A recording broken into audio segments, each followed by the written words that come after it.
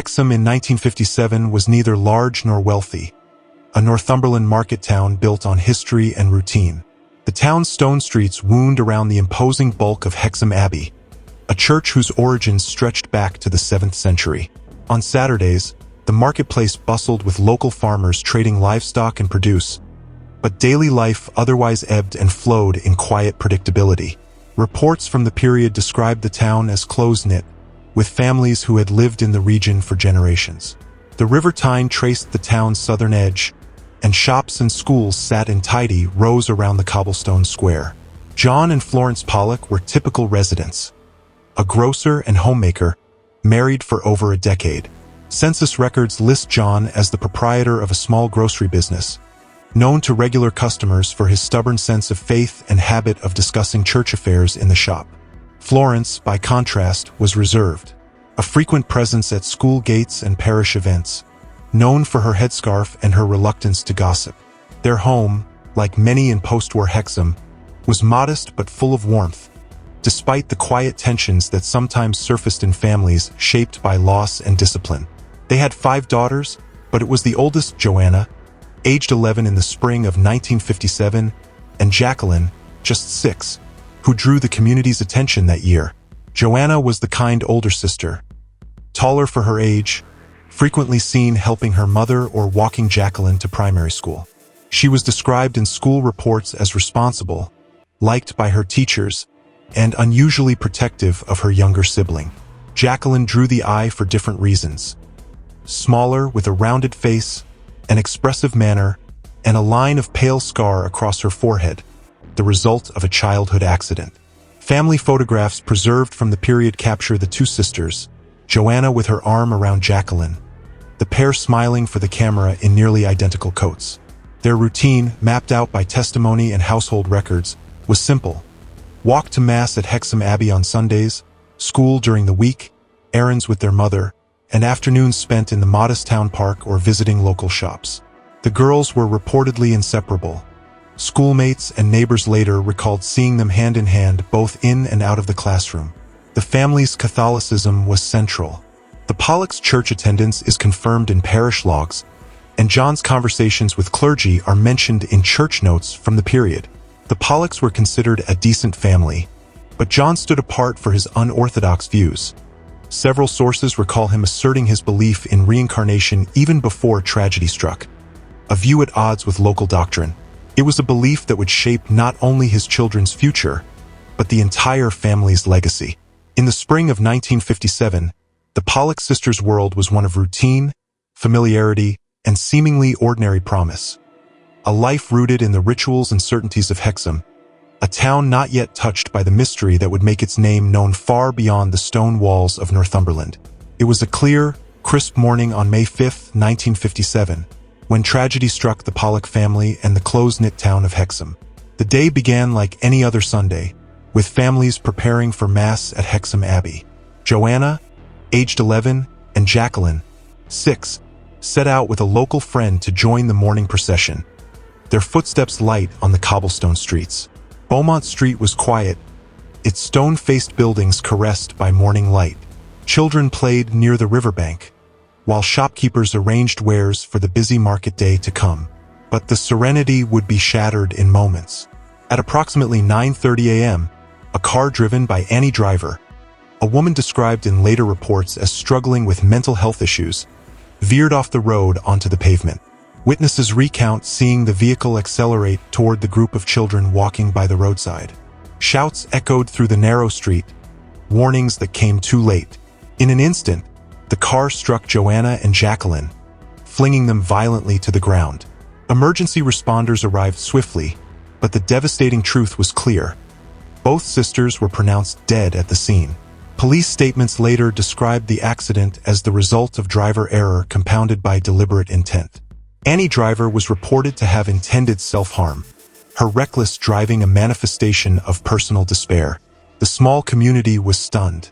Florence Pollock was rushed to hospital, overcome by shock at the loss of her 2 youngest daughters just days shy of summer.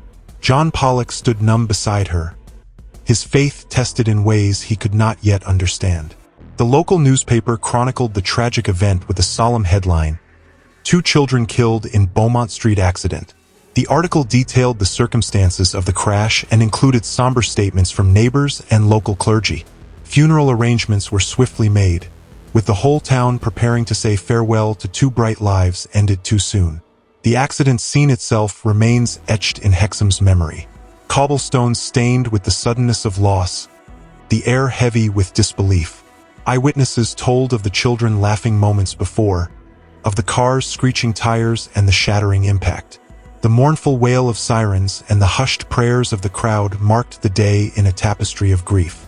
Florence, in the days that followed, kept a bedside vigil in the hospital's quiet ward before the funeral, her face etched with quiet agony. The sisters' small shoes, 2 pairs worn and polished, were left side by side at the foot of their beds. Tokens of absence, they presaged a family's long and difficult journey through mourning. The priest at the funeral spoke of innocence and the mystery of lives cut short. Yet, as the crowd dispersed beneath gray skies, a stubborn thread of hope glimmered in John Pollock's heart. A hope grounded in a belief that would come to define the family's extraordinary story. The Pollock family's world exploded into grief the day Joanna and Jacqueline died. In the days that followed, the town of Hexham was cocooned in mourning.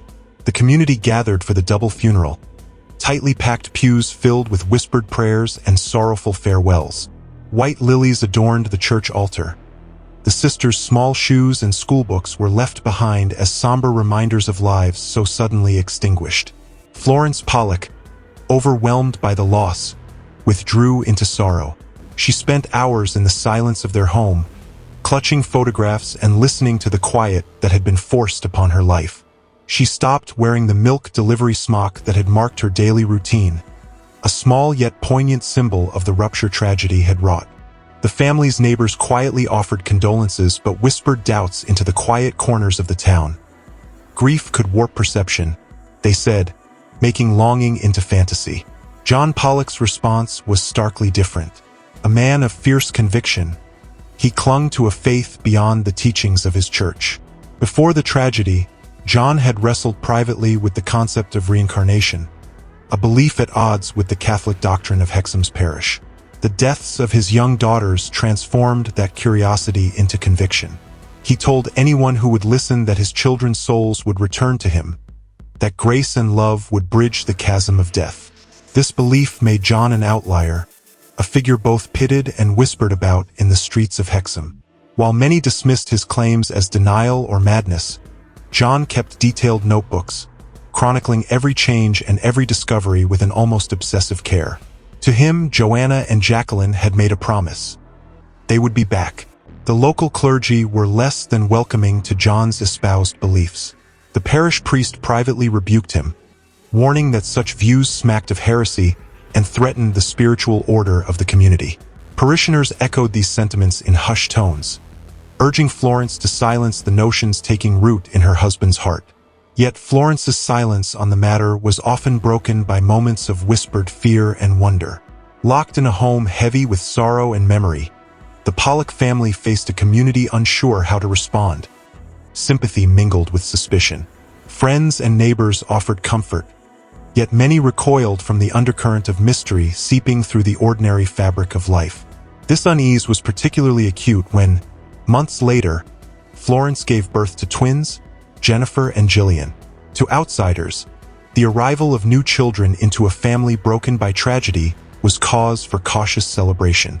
In the Pollock household, it marked the fragile beginning of a journey neither could have anticipated. A journey that would test the boundaries of faith, grief, and the very nature of identity. In the months following the Pollock sisters' tragic deaths, the quiet family life of John and Florence held the fragile threads of hope and despair. Florence's pregnancy was met with a complex blend of anticipation and unease, especially from John, who voiced a growing conviction that the spirits of Joanna and Jacqueline were preparing to return. On October 4, 1958, Florence gave birth to healthy identical twin girls in a hospital near Hexham. The pregnancy defied medical predictions. Despite expectations of a single child, the arrival of twins surprised the family. They named the babies Jennifer and Gillian. From the very beginning, subtle signs whispered of something extraordinary. Jennifer bore two distinct birthmarks that immediately captured the attention of her parents.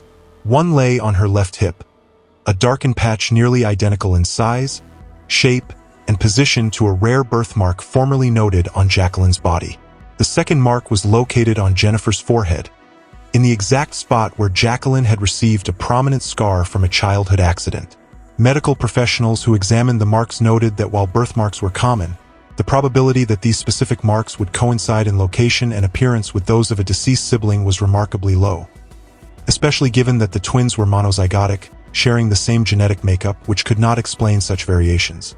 Florence documented that Jennifer's marks became darker and more defined during cold weather, recalling the same pattern in Jacqueline's scar. The parallel stirred questions and unease in Florence, who, despite her Catholic faith and personal skepticism about reincarnation, could not dismiss the curious connections. Physically and behaviorally, the twins manifested uncanny similarities to their elder sisters. Gillian, the elder by minutes, displayed characteristics reminiscent of Joanna, while Jennifer bore mannerisms strikingly similar to Jacqueline. Observers noted that Gillian adopted a protective stance over Jennifer, echoing Joanna's former role, while Jennifer exhibited a quieter, more introspective personality akin to Jacqueline's. As the twins grew, the echoes of their predecessors manifested beyond physical traits. Even before they could speak, Jennifer and Gillian showed an uncanny familiarity with places and objects unknown to them. The family maintained detailed notes, documenting moments when the girls oriented themselves toward locations connected to their late sisters or requested toys long put away and unseen by them. At 3 years of age, the twins reportedly began identifying landmarks from locales they had never visited and named toys that had belonged to Joanna and Jacqueline. Their parents were struck by the sisters' precise, and sometimes vivid, recollections of spaces and events lost to time. In a move that deepened the mystery, the Pollocks relocated to Whitley Bay, a neighboring town, yet the twins consistently recalled details from their previous home in Hexham, a place to which they had little, if any, conscious connection. The family's documentation and the growing public curiosity led to a gradual increase in both private and official scrutiny. Researchers would later cite early indications from these formative years as critical components in the case's validation. Jennifer's and Gillian's early years, therefore, were marked by a profound intermingling of the ordinary and the uncanny. For the Pollocks, these blended memories, marks, and behaviors were not mere accidents but compelling evidence. A family caught between tangible loss and ethereal promise. As Jennifer and Gillian settled into their new home in Whitley Bay, a nearby coastal town where the family moved shortly after their birth, the early signs of something unusual began to emerge. The twins, though genetically identical, exhibited distinct behaviors and memories that reached far beyond ordinary childhood development. Jennifer, the younger by mere minutes, carried two birthmarks that fascinated and unsettled her parents. A darkened patch on her left hip mirrored precisely the mark that had appeared on Jacqueline's body. More striking was the birthmark on Jennifer's forehead, located just above the left eyebrow, the exact spot where Jacqueline had endured a childhood accident, leaving a prominent scar. Local medical experts verified that these marks were not explained by genetics alone, particularly as they appeared and darkened intermittently, especially during colder months, a phenomenon observed but unexplained by doctors. From early on, the twins displayed uncanny knowledge. They requested toys and objects that had belonged to Joanna and Jacqueline, items no longer in regular use and never shown to the twins. These toys, carefully stored away in the attic, became objects of fascination and sometimes distress. Local neighbors recalled the younger girls speaking of places the family had moved away from, recalling details only the previous girls could have known. Reports from teachers and family friends, preserved in letters and diaries, recall moments when the twins struggled to explain the origin of their knowledge, sometimes providing precise names for streets and landmarks they had never visited. As toddlers, the twins began exhibiting night terrors, distinct, violent nightmares that roiled beneath their sleeping forms. They screamed about a car coming to get them, a fear that puzzled their parents but echoed eerily the circumstances of their sisters' deaths. These episodes occasionally left the girls disoriented, with unexplainable injuries like bruised arms or torn pajamas, as if physically grappling with some unseen force. The community around the Pollocks remained sharply divided. Some viewed the signs as manifestations of deep parental grief projected onto impressionable children. Others whispered of paranormal possibilities, and a few speculated that the girls were living proof of an ancient spiritual cycle. Throughout this unsettling time, John and Florence kept meticulous records. John's notebooks, filled with detailed observations and sober reflections, survive as critical documentation. In entries dated from 1959 through the early 1960s, John described specific incidents where the twins appeared to recall past life memories, referencing fights among family friends, accidents, and other events from Joanna and Jacqueline's lives. By the time the twins were 3 years old, the intensity of their memories stabilized. They no longer spoke openly of the accident or directly referenced their previous lives. Yet their knowledge of names, places, and people endured. Psychologists who later reviewed John's notebooks cited these behaviors as remarkable, noting their consistency with other documented cases of possible reincarnation or memory retention beyond death. In town and school, the twins were both beloved and alienated. Peers sometimes branded them as ghost girls for their quiet intensity and the otherworldly stories whispered among classmates. For the Pollock family, though wrapped in a veil of lingering mystery, the early years of Jennifer and Gillian held promise tempered by profound sorrow and a deepening belief that, somehow, the fabric of life and death had woven their daughters back into the family once more. As the Pollock twins, Jennifer and Gillian, approached school age, the early signs of their uncanny connection to their late sisters extended beyond the home into the broader social world. The local schools, including Jesmond Primary and later St. Cuthbert's Grammar, became the stage where whispers of the weird and wonderful began to circulate among teachers, pupils, and neighbors. From their first days at school, the twins exhibited a maturity and confidence unusual for children so young. Teachers noted their abilities to recall specific details about people and places that went far beyond typical childhood experience. Though their parents had never shared the stories of Joanna and Jacqueline with them, the twins spoke as if they had lived those childhoods firsthand. Jennifer and Gillian identified toys, rooms, and rituals associated with the deceased sisters, even when these had been long stored away in the attic or forgotten by the family. Their knowledge of local landmarks was similarly striking. When taken on a walk back to Hexham years after moving to Whitley Bay, the twins directed family members to particular parks, shops, and streets, places they could never have visited in their current lives. Yet this unusual behavior carried a cost. Playground chatter soon took on a supernatural tint, and the twins found themselves both admired and feared. Other children dubbed them the Ghost Girls, a label that, while tinged with fascination, sometimes marked them for teasing and isolation. Adults observed their increasingly vivid reactions to stimuli, especially the terror when motor vehicles passed too close, triggering panic attacks reminiscent of the fatal crash that killed their older siblings. Efforts to manage the twins' distress met with mixed success. While the family endeavored to protect the girls from uncomfortable triggers, episodes of sudden fright, screaming and clutching each other tightly, continued well into their early school years. Over the years following the twins' birth and the growing collection of memories and behaviors echoing their deceased sisters, the Pollock family's story drew attention beyond Hexham's close-knit community. Scientists and researchers, both intrigued and skeptical, sought to examine the Pollock twins with clinical rigor. John Pollock's persistent belief, informed by his devout faith but stretching into realms beyond Orthodox Catholicism, led him to carefully document every detail. From the earliest days, his notebooks recorded not only the girls' words and behaviors but also physical characteristics, such as Jennifer's birthmarks, which seemed to match Jacqueline's. These marks themselves attracted the attention of medical professionals, who confirmed that the scars and atypical pigmentation could not be explained purely by genetics, especially given the twins were monozygotic. This documentation culminated in 1966 when John Pollock reached out to Dr. Ian Stevenson, a psychiatrist at the University of Virginia known for investigating claims of reincarnation. By this time, Stevenson had earned a reputation as a methodical, objective researcher dedicated to studying cases with extensive empirical data. Stevenson's investigation into the Pollock's case would become one of the foundation stones of reincarnation research. He conducted interviews with the twins, as well as the parents, neighbors, and teachers. Stevenson carefully studied John's notebooks, photographs, and the family's detailed records. The level of documentation was exceptional, making the Pollock twins case one of the most thoroughly recorded in the field. Among Stevenson's observations were striking behavioral parallels between the twins and their deceased sisters.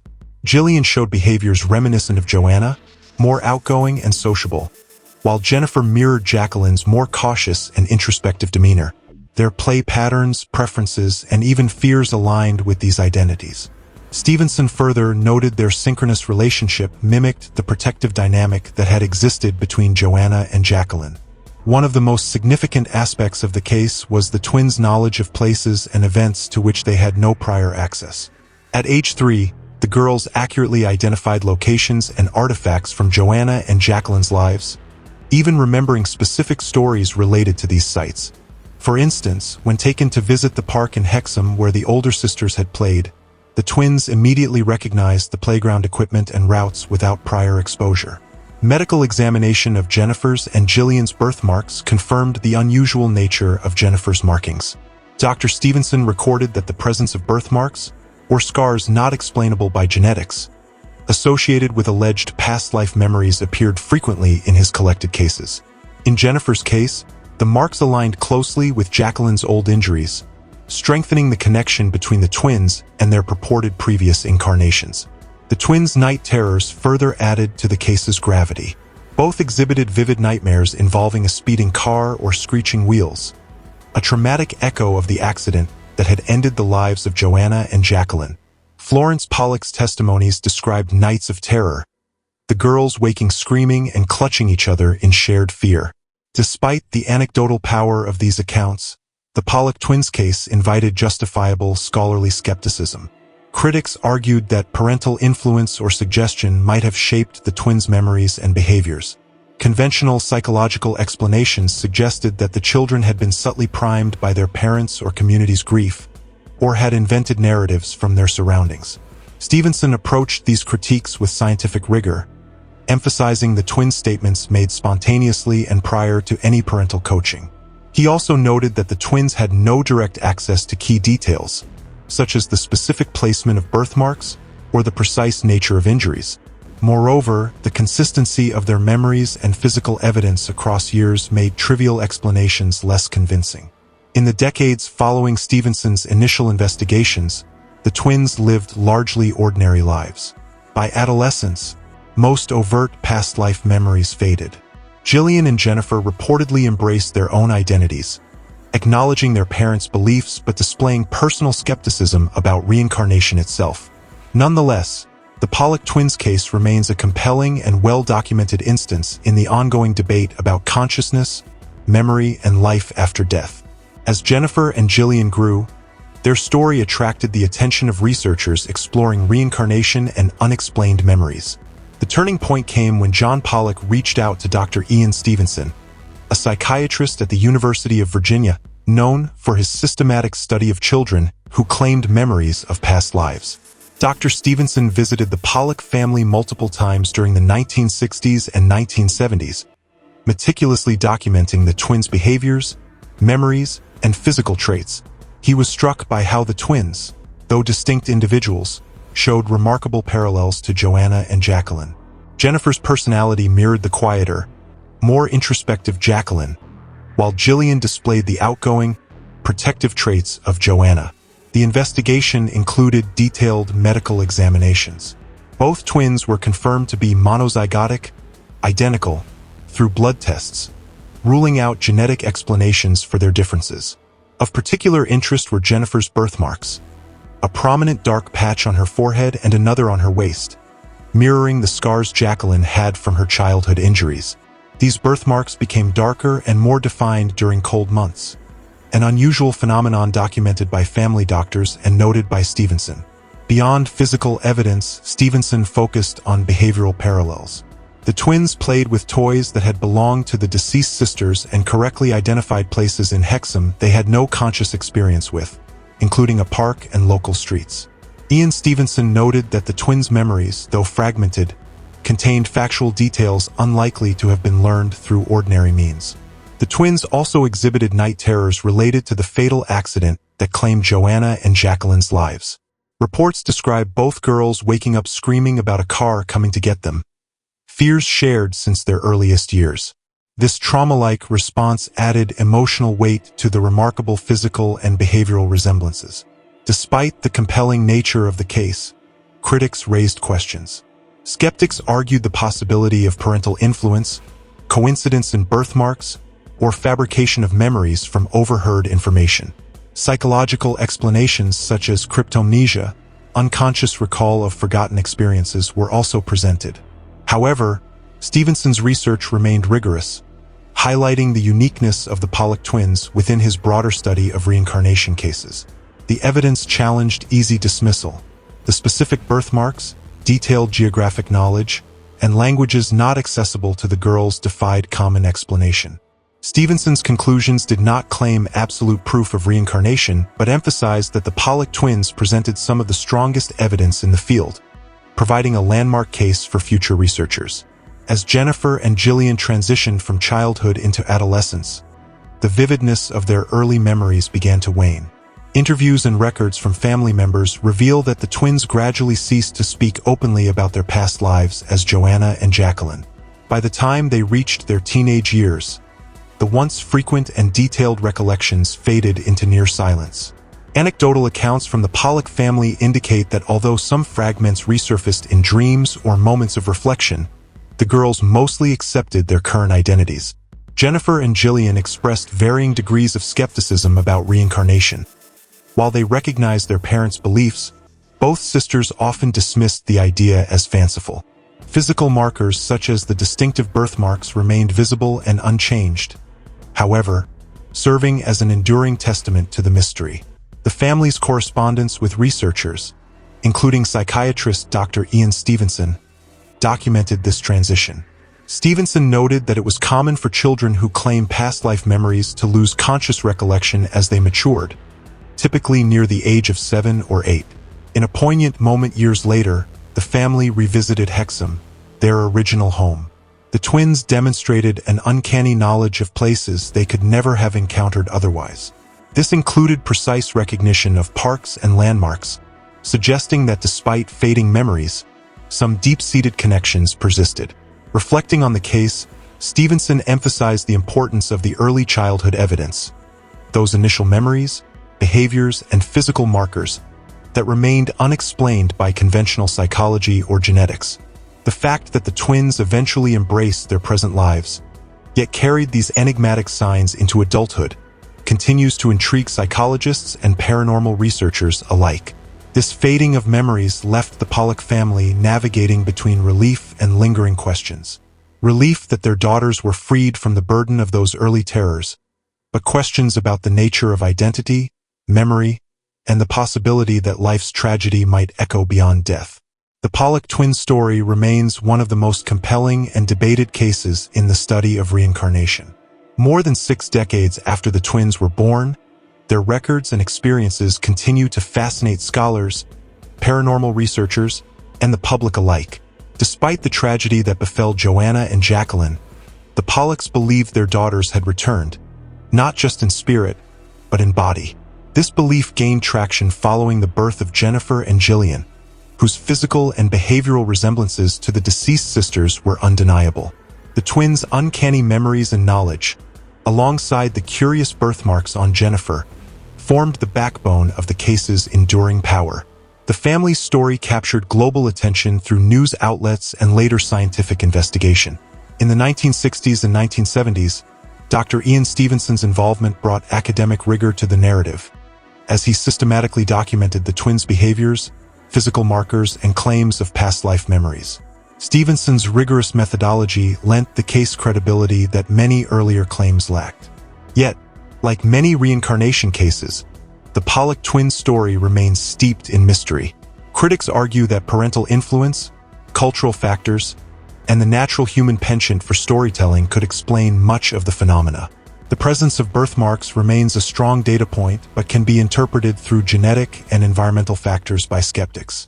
The The debate continues over whether the twins' experiences reflect genuine reincarnation, psychological responses to trauma, or complex cognitive phenomena still poorly understood by science.